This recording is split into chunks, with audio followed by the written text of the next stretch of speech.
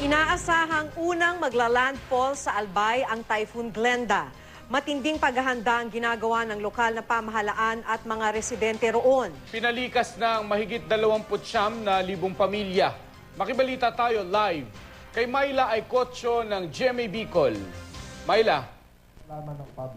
Mark, Maki, bago pa man nga humagupit ang bagyong Glenda dito sa probinsya ng Albay, siniguro na ng mga ahensya ng gobyerno at maging ng mga Albayano na sapat na ang kanilang isinagawang paghahanda para dito sa nasabing bagyo.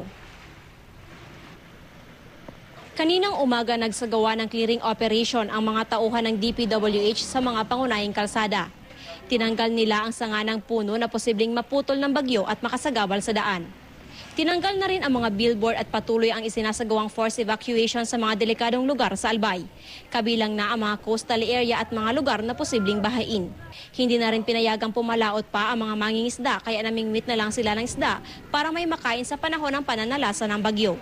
Sa tala ng Provincial Disaster Risk Reduction and Management Council o PDRRMC sa Albay, kaninang alas 10 ng umaga, nasa 29,116 pamilya na ang pinalikas.